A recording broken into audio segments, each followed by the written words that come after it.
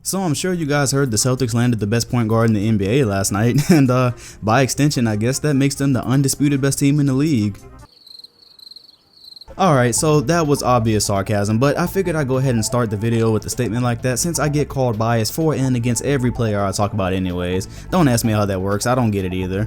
But now on to some serious business. For a long time, the world never thought Danny Ainge was going to part ways with his draft picks. He took a mass amount of criticism during the draft for not getting the Paul George deal done. He was constantly roasted for stockpiling so many picks that many people felt like he was going to have every pick in the draft for the next few years, and I think he finally heard all the complaints. Instead of being that conservative Danny Ainge that we've come to know and hate, he splurged on superstar point guard Kyrie Irving in a deal that many are calling highway robbery, and I really don't get it. Being a Celtics fan, my social media account was basically flooded with messages that my team got finessed, and I can't fight the internet with 140 characters. So today we're going to answer the questions. Did Boston get finessed? Who won the trade? And what does this mean for the future of each team? This trade is going to have implications for so many years in the NBA, so let's jump right into it. First off, the trade. The Boston Celtics sent Isaiah Thomas, Jay Crowder, a rookie big man whose name I'm not going to butcher, and the 2018 Nets first rounder for, wait for it, only Kyrie Irving. Anytime there's a trade involving so many players to one side with so little in return, there's this immediate reaction that the other side overpaid and they automatically lost a trade. Well, my opinion on that is that both teams benefited from this trade and both teams got hurt. Here's why. First off, I don't know if you guys knew this about me, but I've never once in my life thought Isaiah Thomas was better than Kyrie Irving. You won't find one instance of me on this channel saying that, and if you follow my Twitter, which you should, you know that I've always been blown away by Kyrie Irving's offensive skills. I've always tweeted about what a ridiculous finisher he is, how great a shooter he is, and I've just never been one of the Celtics fans that tried to push the idea that Thomas was better. As a matter of fact, if you watch some of my videos at the beginning of this summer, I've long questioned what Boston was going to do with Thomas because of how much money he won in free agency, and the fact that I just never thought a 5'9" point guard was going to lead us to a championship. Some of you thought I was just talking down on my own team and its players to look like I was unbiased, when in reality, as you see now, those were just my true thoughts. With that being said, I think Boston upgraded a bit at the point guard position while Cleveland took a step back there.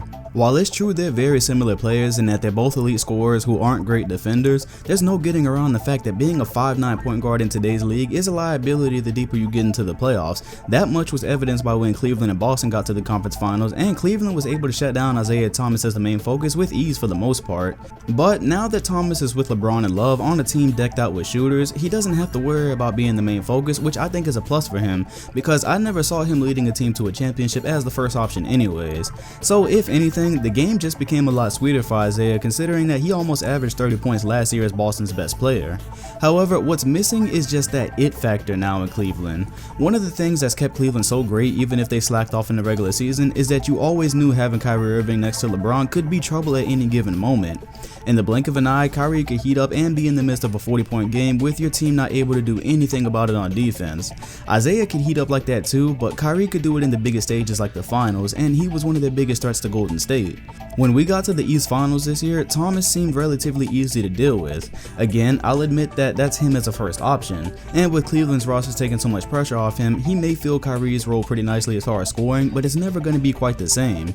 So while I think Boston won the straight up point guard trade, it's not like it was by some gigantic margin because Isaiah is still an amazing talent and Cleveland should make the game easier for him. However, Boston's entire team makeup changed this summer, and although they've snagged big names like Irving and Hayward, they've now lost some crucial pieces. Boston was known for their defense last year, and with the events of this summer, they've now lost their two best defenders in Jay Crowder and Avery Bradley. Losing Avery kind of seemed inevitable because of his pending free agent status, but with Crowder gone too, it's hard to imagine that this is going to be the same defensive squad come next year. Not only that, but they don't have a great big man situation right now either, so defense and rebounding seem to be the two biggest areas of concern right now. Meanwhile, on Cleveland's side, honestly, if you're a fan, you should feel okay for right now. You didn't regress as badly as you could have at the point guard position, but your biggest take was that pick from the Nets, and that just might be what saves you in the long run. If you follow my channel or you just follow NBA news in general, you're well aware of the potential dark cloud looming over Cleveland right now with LeBron's pending free agency. He's got a hell of a problem concerning his championship ring count and the existence of the Warriors, so there should be no surprise if he decides to leave. Well, last time he left, Cleveland got left with absolutely nothing, and they had to start from scratch, which worked out in the end I guess, but it took some luck. This time they've got the Nets pick, which many have suspected may turn into Michael Porter Jr. or maybe even Bagley. So if it turns out that swapping Kyrie for Thomas was a terrible idea and LeBron does leave, at least you're not totally screwed like you would have been.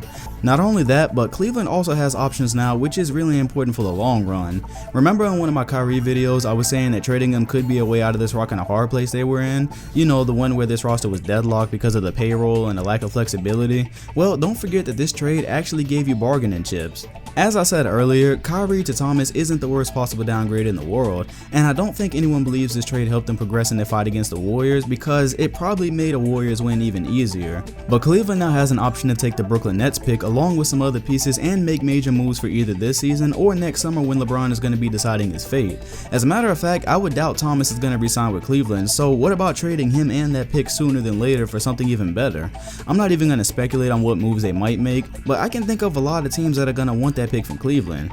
Do you think it's possible that they might be able to package that pick for a situation that might convince LeBron to stay? I think it's likely. It's pretty much the same way they got him to come back when they used the Wiggins pick to get Kevin Love. And that's why I think this trade helped both teams while hurting them at the same time. In the Cavaliers situation, they're not a more intimidating team than they were when I woke up this morning, but they also have some potential insurance now. And for Boston, they got themselves out of the Isaiah Thomas situation that wasn't going anywhere. He wasn't going to lead them to a championship, and he was going to want ridiculous money next summer. Does spending $200 million on a 5'9" point guard that's going to be 30 years old sooner than later sound like a good move for the future? It doesn't to me. With Kyrie, he's only 24, so I doubt he's as good as he's going to get. He has the option to be in Boston for up to 3 years, with 2 of those being mandatory. He's better than Thomas, and he doesn't have that height limitation. But I'll be consistent. The limitation he does have is that he plays much more like a shooting guard than a point guard, and like I said before he was a Celtic, I don't know how he's going to respond to being the best player on a good team now because he's never had that situation. I like the guys there right now with Hayward, Tatum, Brown, and Horford, but I also wonder, is this going to hold a guy like Tatum back? He might be behind 2 or 3 players as an option on the offense, and I need to see how Kyrie handles the situation before I can accurately judge it. Remember, we've only seen Kyrie by himself on terrible teams. Now he's the best player on a good team, so we have to see how that works out.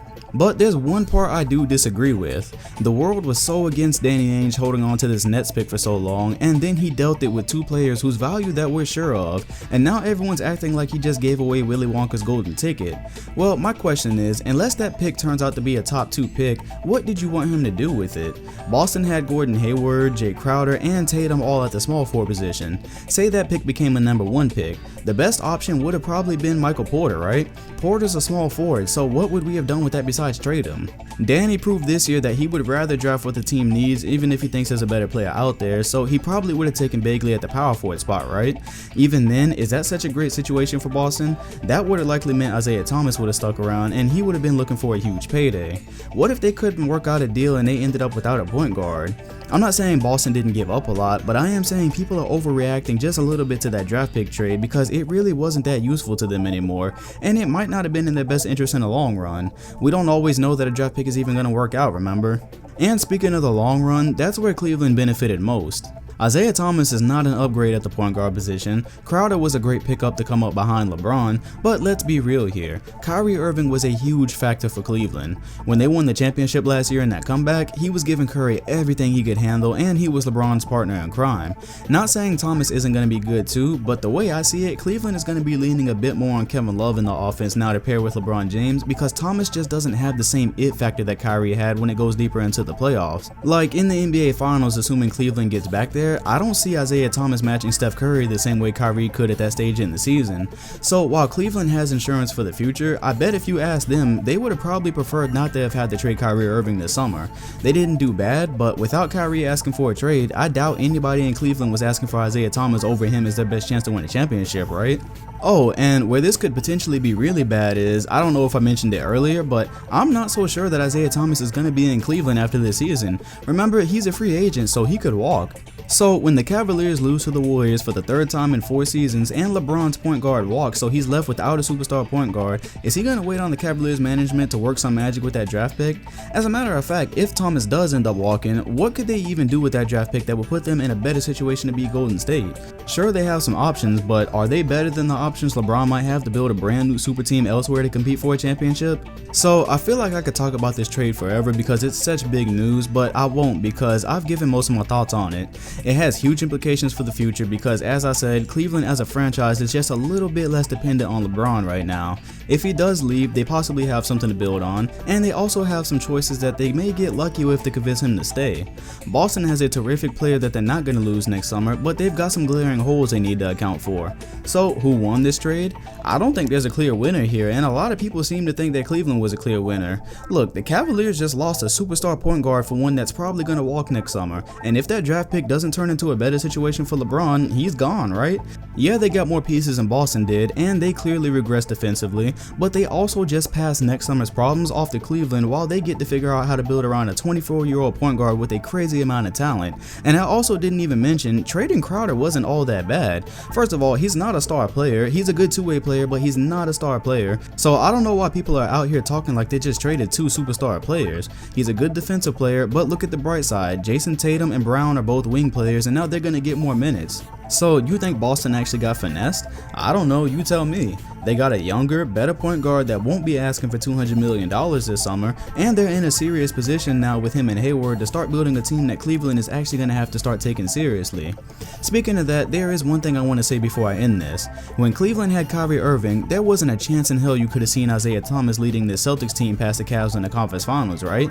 Don't lie, when Boston added Gordon Hayward this summer, did you say the Celtics were contenders, or did you say that they're a decent team now but they're still not going to beat Cleveland? I know which one you said, the comment section don't lie. But now the Celtics have Kyrie and the Cavs have Thomas. Are you not at least intrigued to see this conference finals, whereas before you probably wouldn't even bother turning it on? Is there any part of you that thinks Boston actually has a chance to beat them now? Well, I know one thing. Regardless of what you think, you most likely don't see this as lopsided as you saw it last season. Cleveland was light years ahead of them before the summer, and while I would still pick Cleveland in a series today, for the first time in many years, I think there's a realistic chance they could be beaten. I'm never going to fear Thomas, LeBron, and Love as much as I feared Irving, LeBron, and Love. And now that this video is over, I'm going to go try to work some more magic for you guys. It's funny because if you watch my 2018 video, the one where I was making some predictions, the first thing I said in that video was that the offseason just hit a dead stop and that the Kyrie Irving and Melo talks were happening and then they just didn't happen. And as soon as I made that video, a couple of days later, Kyrie is traded. So maybe the basketball gods are watching my video, and maybe now they're going to let Carmelo Anthony get his turn, because please get this man out of New York. I am so sick of watching him waste his career in New York. And I want to end this video by thanking Cleveland for Kyrie Irving, because I don't think I put my personal opinion in here, and I am very happy to have Kyrie Irving. He's been one of my favorite players to watch for a while, and regardless of if we've regressed or whatever, look, nobody's beating Golden State. It doesn't matter. Boston isn't beating them, Cleveland isn't beating them. So right now we're just looking towards the future, and I'm happy to be building around Kyrie Irving. So this should be a hot topic in the comment section. Let me know who you think won and who you think lost, or do you think both teams gained and lost a little like I did? So yeah, just leave that there, and if you're a fan of either team, let me know if you're happy or you're sad about the trade. Make sure to hit the like button if you enjoyed, comment and subscribe, and hit the bell next to my name if you want notifications on future videos. I'm Dom2K, and I'll see you guys on the next one. Thanks for watching.